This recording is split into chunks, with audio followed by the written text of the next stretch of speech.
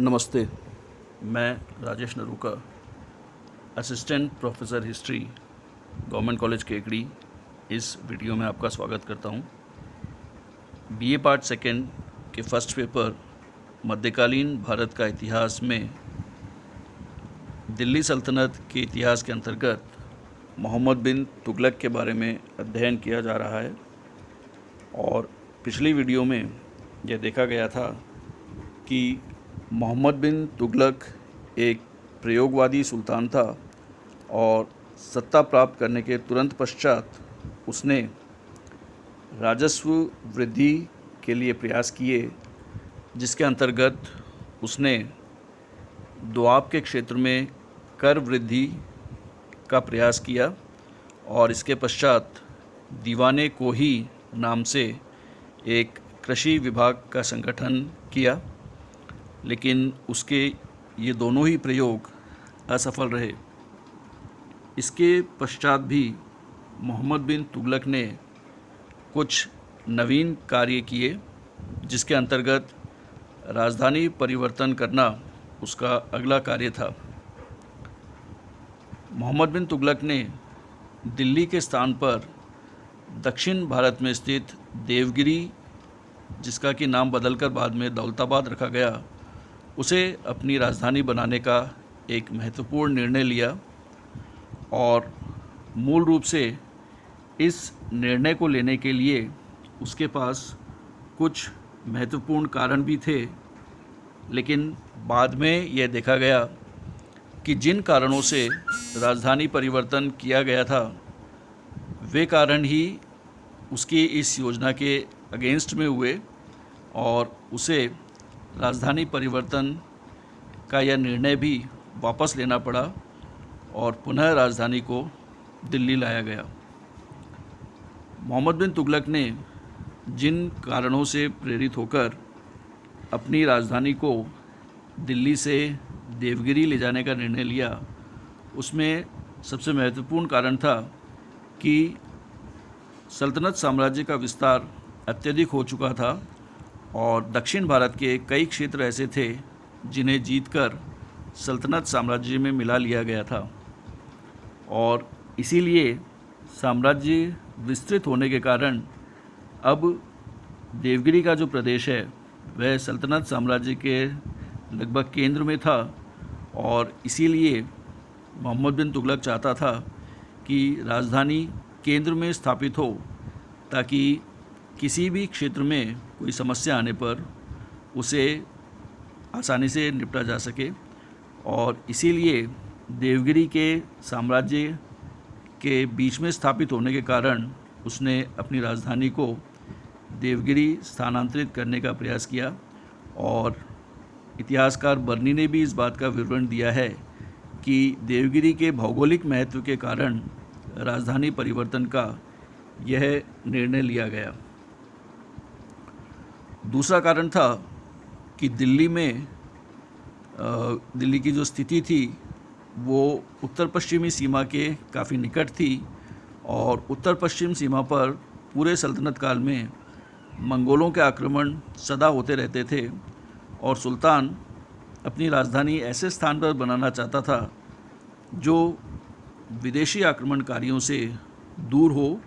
और इसीलिए उसने अपनी राजधानी को दिल्ली से स्थानांतरित करने का निर्णय लिया।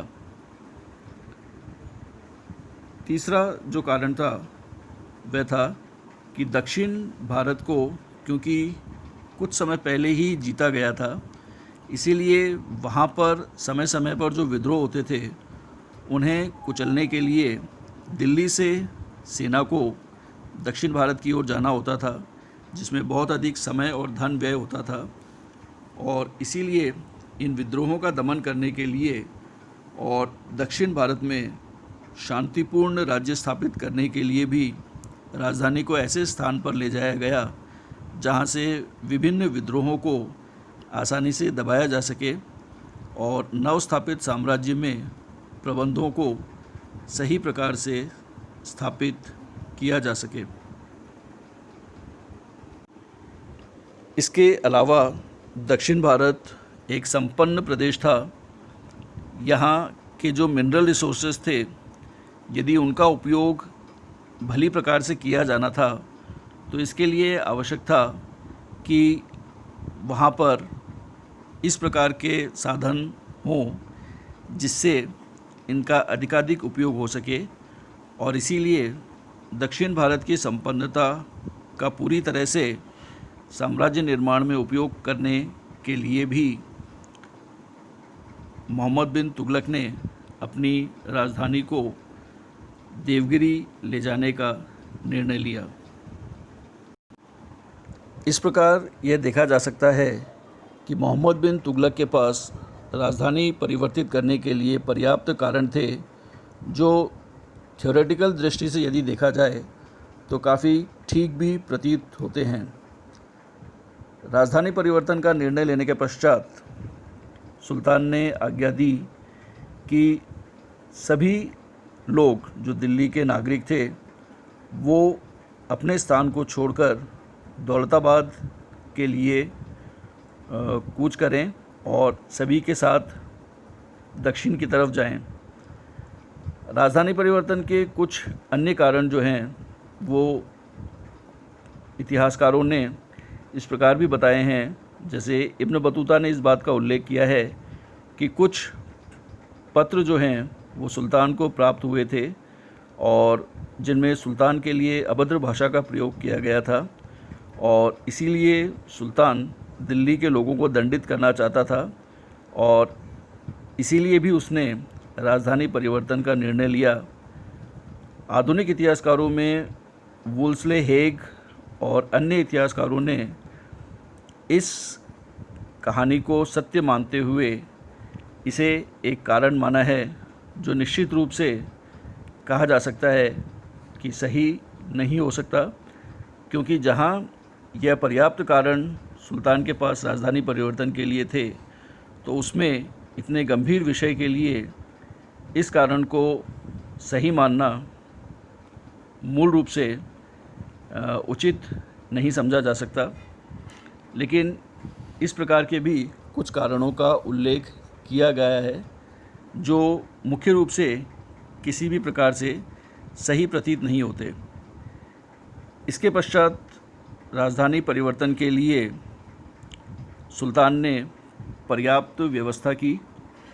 दिल्ली से लेकर के दौलताबाद के लंबे रास्ते में उसने नागरिकों के लिए काफ़ी अधिक प्रबंध किए। उसने उनके भोजन की व्यवस्था की, मार्ग में छायादार वृक्ष भी लगवाए। हालांकि यह समझा जा सकता है कि इतने अल्प समय में उन वृक्षों की छाया या अन्य चीज़ों के लिए क्या उपयोगिता रही होगी, लेकिन फिर भी उसने सभी नागरिकों के मूवमेंट के लिए जो पर्याप्त व्यवस्थाएं थी वो की, जिनमें पुनः एक बार बहुत अधिक धन का व्यय हुआ। और इस प्रकार से सुल्तान ने दिल्ली के सभी नागरिकों के साथ नवीन राजधानी की ओर कूच किया। लेकिन वहाँ पहुँचने के बाद सुल्तान का यह निर्णय भी गलत साबित हुआ। इतने प्रमुख कारण राजधानी परिवर्तन के होने के बावजूद यह योजना पूरी तरह से असफल रही और इस असफलता के लिए निम्न कारणों को उत्तरदायी माना जा सकता है। सर्वप्रमुख कारण यह था कि यदि सुल्तान को राजधानी परिवर्तित करनी थी तो इसके लिए केवल इतना आवश्यक था कि जो राज दरबार है या जो ऑफिस है उसे दिल्ली से देवगिरी या दौलताबाद स्थानांतरित कर दिया जाता। इसके लिए सभी नागरिकों को वहाँ से कूच करने की आज्ञा देने की कोई आवश्यकता नहीं थी। यदि जो व्यक्ति थे या नागरिक थे दिल्ली के, वे चाहते तो वे अपनी स्वेच्छा से निश्चित रूप से वहाँ जा सकते थे किसी भी समय। तो इसीलिए उसके इस निर्णय के पीछे उसके कारण जो हैं वो गलत नहीं थे, बल्कि जो तरीका उसने अपनाया था वो तरीका बिल्कुल गलत था। इस तरीके में केवल राजदरबार को स्थानांतरित किया जाना पर्याप्त था और उसके पश्चात अन्य व्यवस्थाएं अपने आप धीरे धीरे वहाँ पर पहुँच जाती। सभी लोगों को ले जाने से जो लोग थे वे अधिक संतुष्ट हुए, धन का भी बहुत ज़्यादा उसमें व्यय हुआ, जिससे सुल्तान को अत्यधिक आर्थिक नुकसान हुआ। एक अन्य कारण असफलता के लिए यह था कि दौलताबाद हालांकि साम्राज्य के केंद्र में था, लेकिन दौलताबाद से पंजाब का जो प्रदेश है और बंगाल और अन्य जो प्रदेश थे ये बहुत दूर थे। और जो दिक्कत पहले दिल्ली से देवगिरी को नियंत्रित करने में आ रही थी, वही दिक्कत अब देवगिरी से पंजाब और अन्य दूरस्थ प्रदेशों को नियंत्रित करने की थी। और वहाँ से इन दूरस्थ प्रदेशों को नियंत्रित करना मुश्किल था। जिस प्रकार से दिल्ली को उत्तर पश्चिम सीमा के निकट होने के कारण योग्य नहीं माना जा रहा था राजधानी के लिए, वही कारण उसे राजधानी बनाने के लिए पुनः सही प्रतीत होने लगा। क्योंकि जब मंगोलों के आक्रमण उत्तर पश्चिम सीमा से होने लगे तो उन्हें नियंत्रित करने के लिए देवगिरी से आना या दिल्ली में सेना को रखना मुश्किल प्रतीत हुआ। और इसीलिए वही कारण जो दिल्ली राजधानी नहीं बनाने के लिए सोचा गया था, उसी कारण से भी वापस दिल्ली को राजधानी बनाया जाना उचित प्रतीत होने लगा। इसके अलावा जो सामान्य नागरिक थे उनके लिए सुल्तान को यह समझना चाहिए था कि जब तक अत्यावश्यक या ऐसी अनिवार्य परिस्थितियां नहीं होती हैं, कोई भी परिवार या कोई भी नागरिक अपनी पैतृक स्थिति को छोड़ने के पक्ष में नहीं होता। और इसीलिए जब उन्हें विवश किया गया ऐसा करने के लिए, तो निश्चित रूप से ये सभी नागरिक उसके विरोधी हुए और उनका विरोध भी राजधानी को पुनः दिल्ली ले जाने के लिए एक महत्वपूर्ण कारण था। इस प्रकार से यह स्पष्ट हो गया कि राजधानी परिवर्तन की योजना भी असफल है। और जैसे ही सुल्तान को इस बात का पता चला तो उसने पुनः वापस से दौलताबाद से लोगों को दिल्ली लौटने की आज्ञा दे दी। लेकिन इससे निश्चित रूप से दौलताबाद जो है वह उजाड़ हो गया। वहाँ से सभी लोग पुनः दिल्ली की ओर आ गए और दिल्ली को भी पुनः स्थापित होने में, अपनी समृद्धि को प्राप्त करने में काफ़ी समय लगा। और इसीलिए यह कहा जा सकता है कि मोहम्मद बिन तुगलक ने राजधानी परिवर्तन का जो निर्णय लिया था वह भी असफल रहा और उसे अपनी आज्ञा वापस लेनी पड़ी।